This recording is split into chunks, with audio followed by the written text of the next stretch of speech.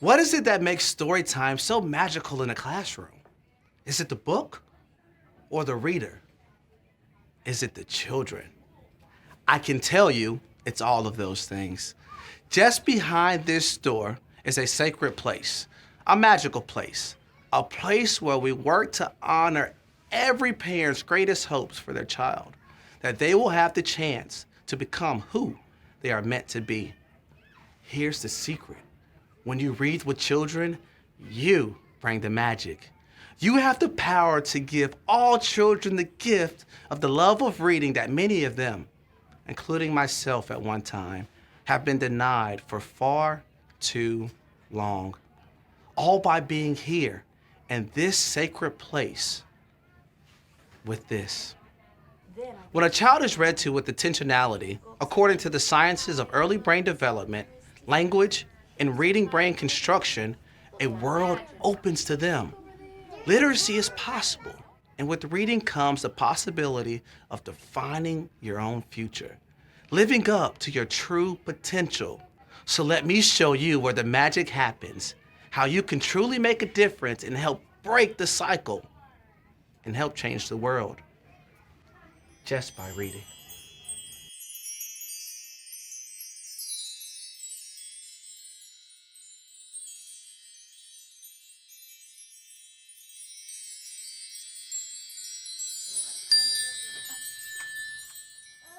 Thank you for your hands. We are ready to clean up and then meet me on the rug, friends. Where does the Play-Doh belong? All right, friends, we are all cleaned up and I would like to invite everyone to the rug. Once you are all clean, I would love to invite everyone to the rug. I'm so excited. Friends, our special guest is going to be entering the classroom in just a moment. And he has his book with him. He wrote the book. That means he is the author. It's gonna be so cool. So excited. There he is. Good morning. Good morning, Mr. Mitchell. It's nice to see all of your faces. It is so nice to see you. I hope everyone's having a great day. Yes. Is it okay if I sit right here? Yep. Okay. Yes, it is. I'm gonna sit here next to you, okay? My name is Malcolm Mitchell. I was born and raised in Valdosta, Georgia, and today I would love to read this book to you. Is that okay? Yes. Okay. Is it okay if I sit in this seat and read to you? Yes. Okay. I have one more question for you. Who likes magic? Me! I love magic. Me too, And me too. that is why I titled this book, The Magician's Hat. And the title is just the name of the book. Does that sound good? Okay. Let's begin. Family Fun Day at the library was filled with exciting events. I love to be excited. Puts a huge smile on my face. Book scavenger hunts, storytelling, reading rallies. I wonder what scavenger hunts are. I think, as a teacher myself, the magician's hat should be in every early preschool classroom because, after I read it the first time, I immediately thought, this is a child's user manual for reading. This is why we read books. And if you let that book do it, it can take you places that you've never seen before. I noticed when we were in the classroom reading the book, all the kids were gathered on the carpet. Why do you think that's an appropriate setting for a read aloud? For one, when you hear a story and when you're reading a story, you need to be comfortable. And you need to be together. That's a really intimate time for us in the classroom when we gather together and we read a book. It's a good time for us to just feel comfortable and cozy, set the mood for the book. You want the read aloud to be more of a conversation than yes. just simply Yes. reading the book and Right. the child taking on their own interpretation, provoking them to wonder, to be curious, to Yes. think in someone else's shoes. I think your book did a wonderful job of encouraging vocabulary, and not just any vocabulary, but sophisticated vocabulary. Now the magician was ready to dazzle the crowd with this favorite trick of all. The magician's As a teacher, we like to choose books that include what we call tier 2 vocabulary words. So those are those words that kids are going to see a lot more frequently in books as they continue on their reading journey. And so rather than encouraging the kids or choosing a book that might use the words mix, I mix water with the sand. Well, why don't we start talking about a book that uses the word combine? We combine sand and water. Why does that matter? It matters because using tier 2 vocabulary words is setting a child up for reading success. I learned that children actually perform to expectations. They do. Right? And through that expectation and exposure, they raise, their standards. Yes, And hopefully that produces the outcome that we desire Yeah. for them. absolutely. During the read aloud, you did not tell the children to be quiet. I did not. During a read aloud, this is not the time to stifle a child's voice by encouraging children to wonder and to think. Maybe you can imagine things while you're asleep and while you're awake. You don't have to do one thing. It's one or the other. Okay. We use a strategy during some of our read alouds called PAT, and that's where we point to the words. We might act out a word. So if we come across the word shiver, we might say they were shivering and they were so cold. And sometimes we'll just tell the child what a vocabulary word means. This is just a great way to communicate those words to the children in a method that will help them understand it a little differently. Sort of like how you demonstrated gathering around. Like we were all gathered, the kids were doing it, so it was a word use in action. Everyone gathered, kind of like we are at this very moment, gathered together. You can't fit in that house. Together, around to see the magician perform.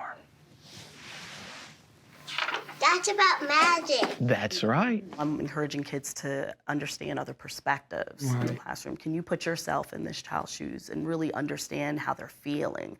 What if a child is not interested? That happens sometimes. Yeah. Sometimes a kid just isn't interested in the material. Kids like to move, they wiggle, they like to talk, and that's okay.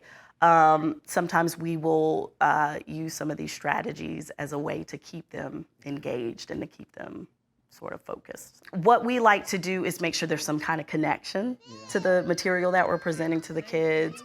Sometimes there'll be activities and extension activities that are focused on the topic that's in the book. So the topic and the vocabulary words become meaningful to the children. You use the word plunge in your book.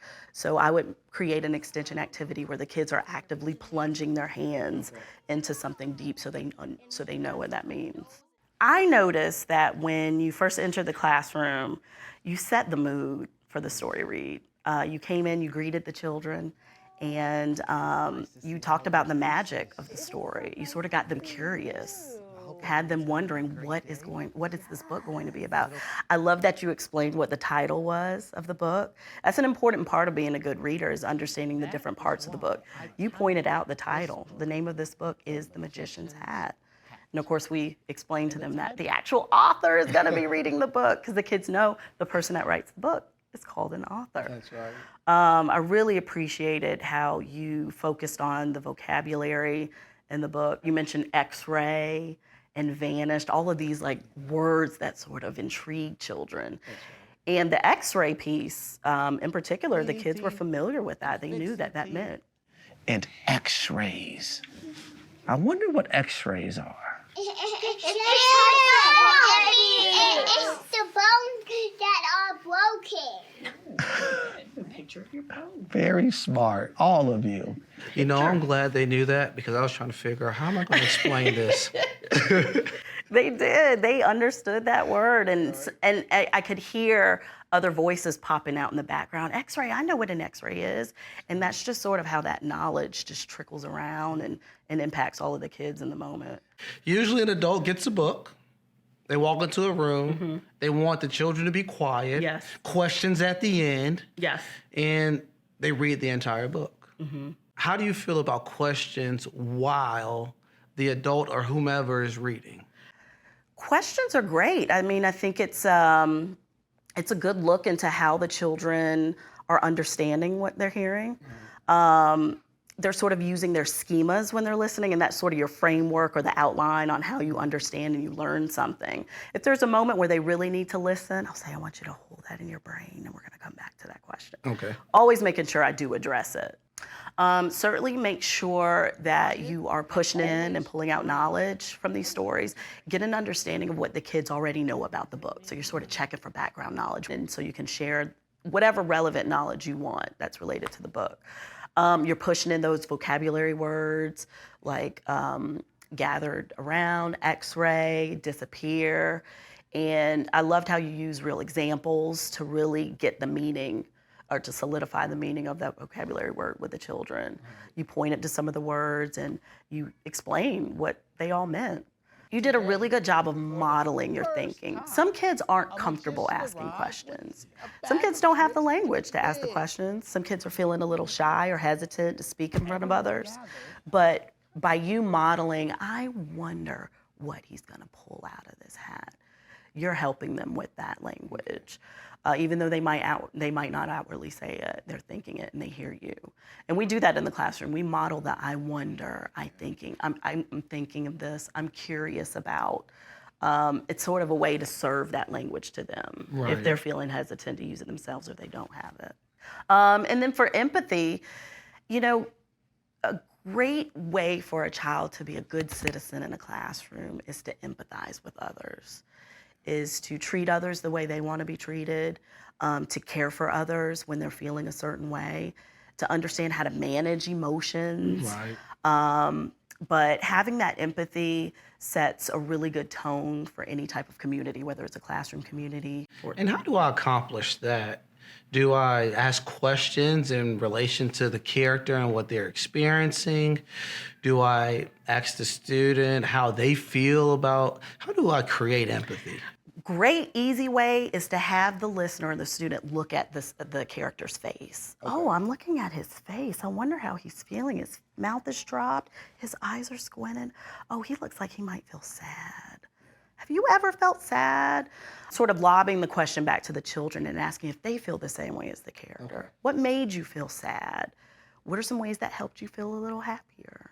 So I'd like to hear from you. What is your advice for anyone who will be reading and may not be a teacher? I've been doing read alouds for maybe 10 years now. Got a long track record. Yeah. I've learned it helps to be vulnerable.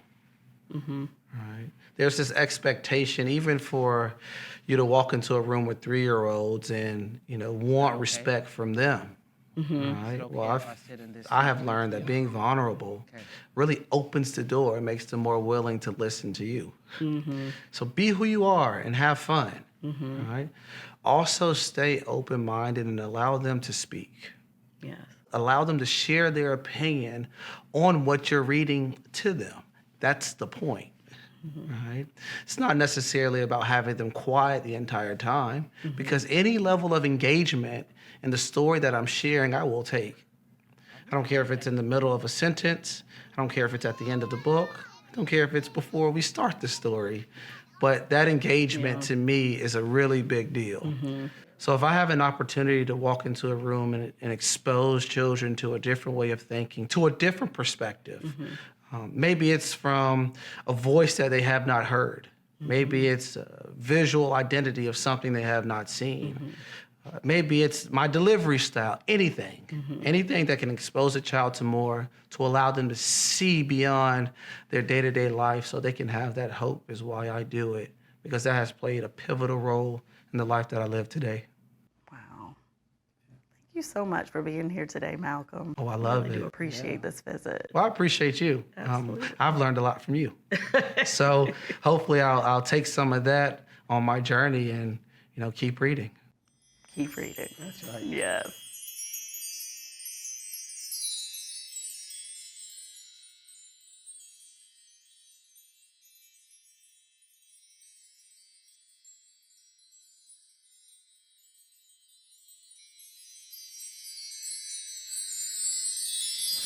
But like this story shares, there's a book out there that can help you become whatever you want to be. Thank you all for listening. You did a great job.